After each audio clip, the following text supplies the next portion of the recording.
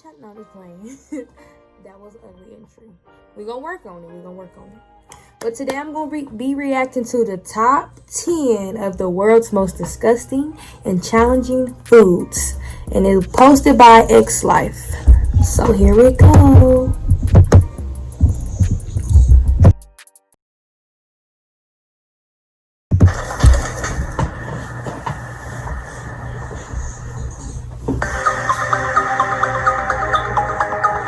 So it's already just starting off disgusting. I'll start off our little adventure lightly here with some seafood. Gooey ducks are strange animals that burrow in the sand at the bottom of shallow ocean water. They grow up wings like a plant, up to 6 feet tall, so that their mouths can reach the surface of the sand and get some food. None of this is particularly strange, and I am sure gooey ducks taste wonderful, but there is just something about them. Maybe it's the name. Gooey duck. That doesn't sound really appetizing. Or maybe it's the fact they look like they should have a big black box censoring them. I don't know. I like turtles, never seen them before.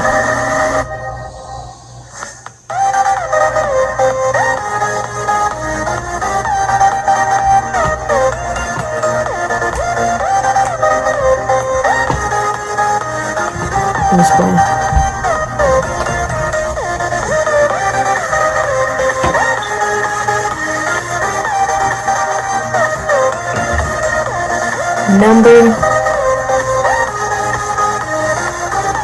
Most bush meat is technically illegal but still sustains a large population in Africa, where hunters go out into the jungles, shoot something tasty, and bring it home for dinner. Seems simple enough, but what if what they shoot is a monkey or a chimpanzee? Could you eat something that looks like a little hairy child, with fingers and toes? I don't like this video. Oh my god. I see why people are vegetarians. If they serve meat like this, a lot of people would not be eating meat. I know I wouldn't. Ew.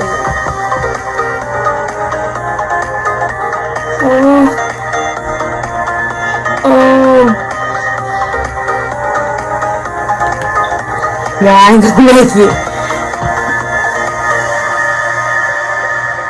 Oh, baby. That ain't right.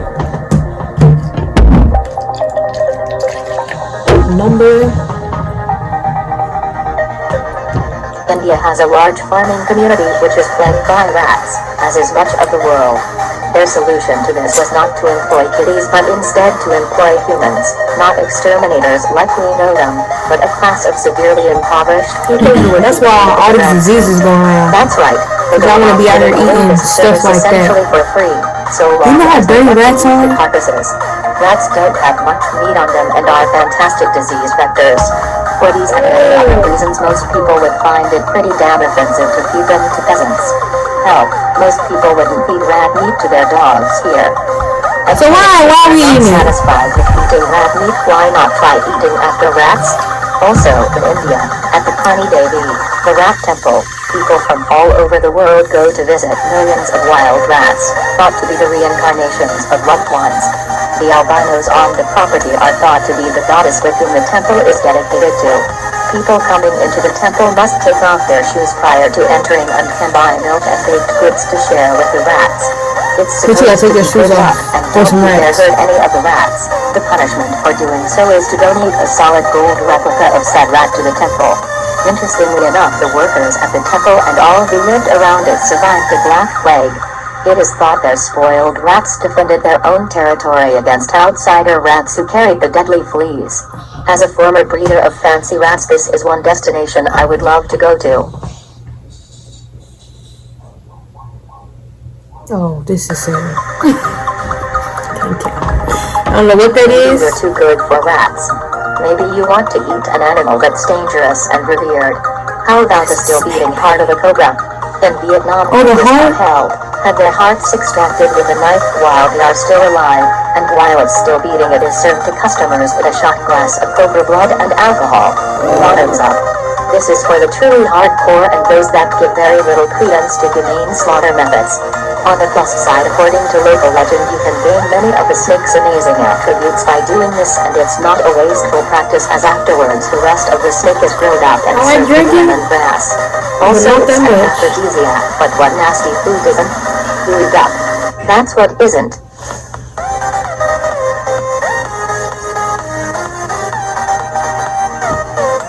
So maybe you'd rather drink a cobra in the form of alcohol. No problem. This practice is pretty common through parts of Asia. A cobra or other animal is captured, killed, filled in a bottle of alcohol for at least a year. At this point, it will get you drunk off your ass while also tasting like you just licked a pet shop. Don't be surprised if you find something besides cobras. Everything can be made into wine. Squirrels, bears, baby mice. You know why you gotta let this stuff sit like ferment? Wine is great for all that ails you. You wanna do that with some several baby animals? mice, no older than 3 days old, and a bottle of nice moonshine. Drown the mice in the moonshine and then sit and wait for their magical powers to seep out. Before I do that. It's easy. Yeah, I just ate and my stomach is just like.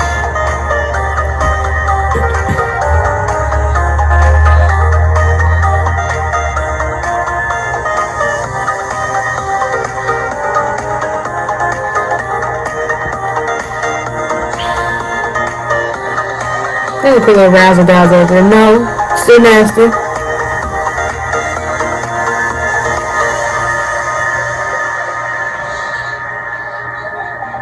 Okay, enough with the weird meats. Let's have some weird cheese. In Italy, worm cheese is something that happens by chance and something that is technically illegal to sell. That said, it fetches high prices on the black market. Everyone loves worm cheese. It's great on crackers. So what is worm cheese? Worm cheese is regular cheese made by good old Italian farmers who first put the cheese in a round mold to make a wheel and then let it set and cure on a shelf before it's ready to eat. Usually this takes some time, and sometimes one of the cheese wheels will crack.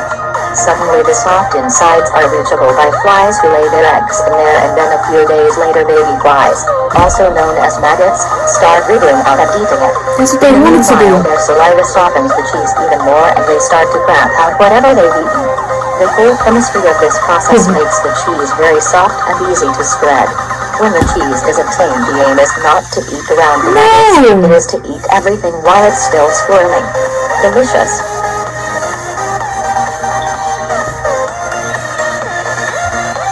Life as a peasant isn't easy. When you get meat, you get really bad cuts of it. So what is one to do when all they have is the head of a cow, sheep, or pig? Head cheese. Head cheese isn't really cheese, it's a meat jelly made of all the parts of the animal's head no one wants to eat. Sometimes feet are included as well. It's like mixing the texture of jello with the mysteries of a hot dog and then eating it cold on your next sandwich. Scrumptious. Iranians have their own use for sheep and goat heads. They make gilpak, a traditional dish using the head of a sheep or a goat, as well as the hooves and stomach, which is boiled in spices. I am guessing to get rid of that dirty feet smell.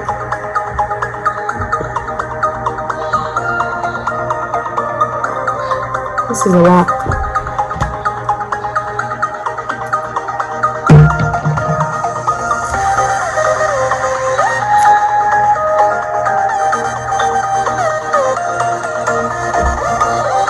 Speaking of unappetizing cuts, what about some good old-fashioned cow nags?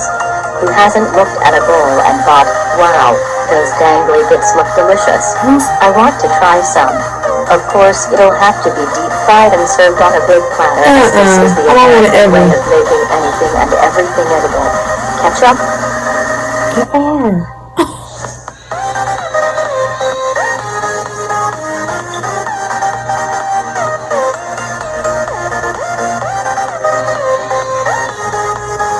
Good brain. All them veins.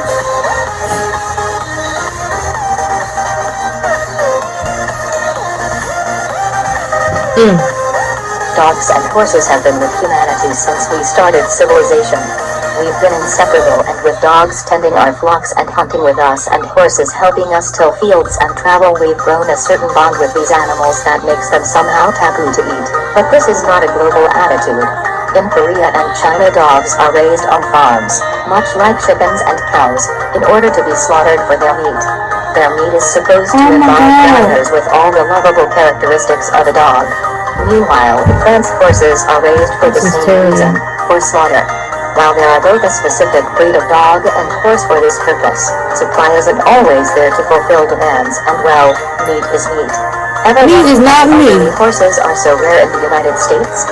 It's because whenever they have outlived their purpose, they are sent to the slaughterhouse and their meat is exported to other countries, including but not limited to France. As of yet, no such program is in place for all the dogs we put down at shelter. Shame. It seems so wasteful just to kill them and do nothing with their sorry carcasses. No, it is not. That's not true. No one probably ever thought that. Fetus soup. It's like it keep getting worse and worse and So, worse. what happens when you have to slaughter a pregnant sheep, goat, or cow? It seems look like quite no- obvious.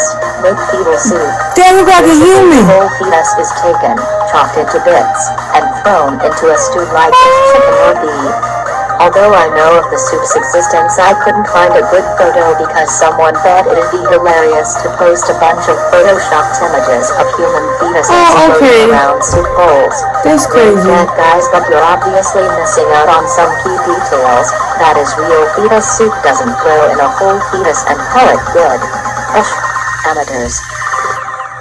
This is sad.